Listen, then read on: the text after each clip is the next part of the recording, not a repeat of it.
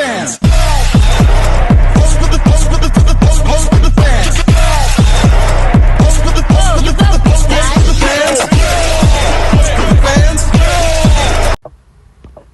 Baik, di sini saya akan menjelaskan materi tentang morfem. Identifikasi morfem. Untuk mengidentifikasi morfem dalam suatu kata atau kalimat dapat dilakukan dengan beberapa pedoman. 1.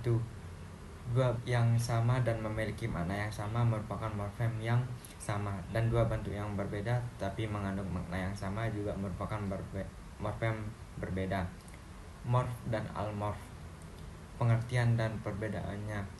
Morf adalah realisasi fonemis yang belum jelas posisinya secara distribusi.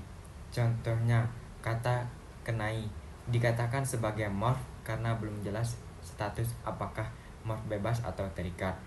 Sedangkan almorf merupakan realisasi konkret dari morfem dalam bentuk-bentuk variasi fonologis yang berbeda, tetapi memiliki fungsi dan makna yang sama. Contohnya adalah almorf dan morfem awalan ber yang muncul dalam bentuk ber, be, dan bel, seperti pada kata bernyanyi, bekerja, dan belajar. Selanjutnya ada klasifikasi morfem. 1. Morfem bebas.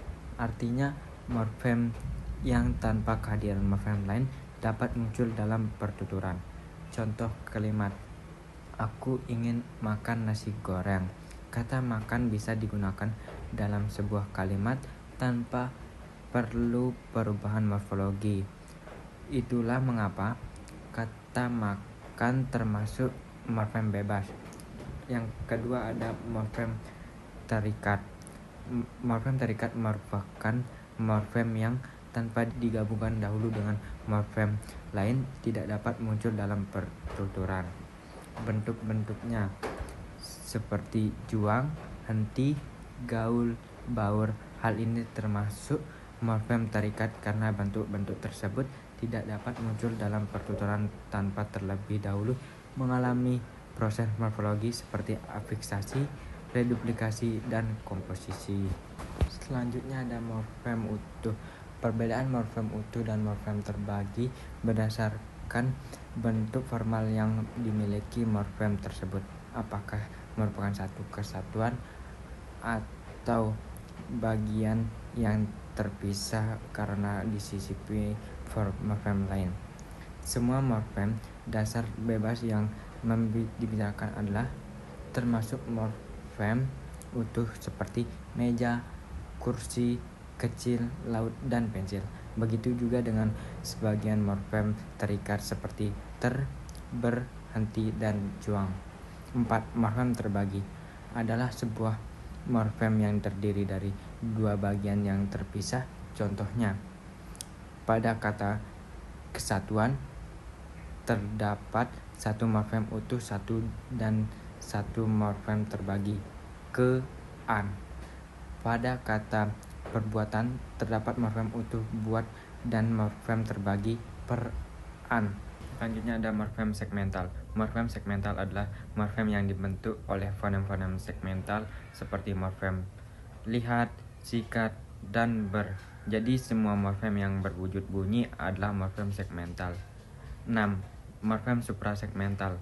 Morfem suprasegmental adalah morfem yang dibentuk oleh unsur suprasegmental seperti tekanan, nada, durasi, dan lain-lain. Jenis-jenis morfem. 1. Morfem beralmorf 0. Morfem yang tidak tampak dalam bentuk kata tetapi maknanya tetap ada. Contohnya, kata ikan dapat bermakna satu ekor ikan atau banyak ikan, tergantung konteks kalimat. Contoh penggunaannya: ikan itu besar, tunggal. Ikan di kolam banyak sekali, jamak. Tidak ada perubahan bentuk seperti es atau es, tetapi maknanya berubah sesuai konteks. Maka perubahan makna jamak pada kata ikan adalah contoh almorf 0. Jenis-jenis morfem. 1. Morfem bermakna leksikal.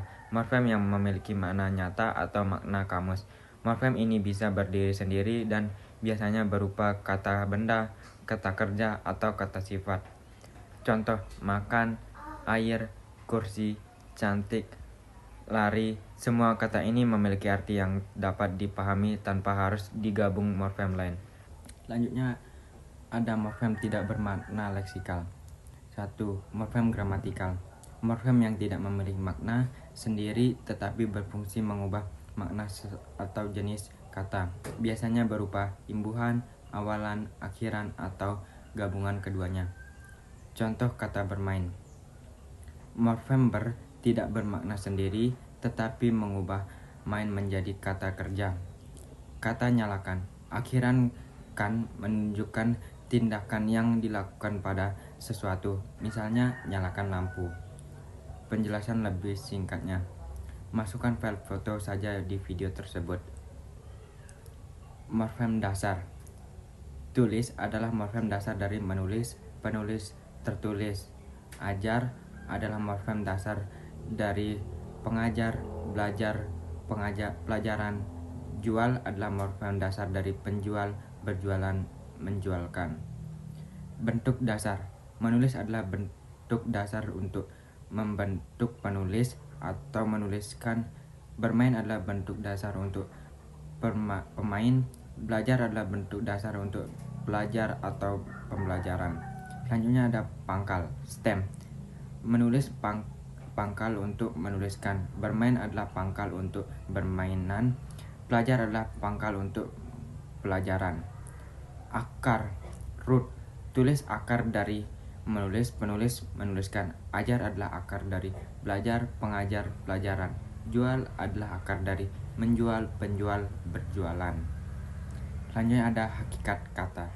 Kata adalah satuan bahasa yang sering digunakan dalam kehidupan sehari-hari. Selanjutnya ada klasifikasi kata. 1. Kriteria tradisional. 2. Kriteria strukturalis. 3. Kriteria fungsi sintaksis. 4. Manfaat klasifikasi. Pembentukan kata. Ada 3 cara utama dalam pembentukan kata, yaitu melalui afiksasi, reduplikasi, dan komposisi. Contoh penggunaan dalam kalimat. Hanya bentuk tertentu yang bisa dipakai, misalnya untuk predikat digunakan kata berfek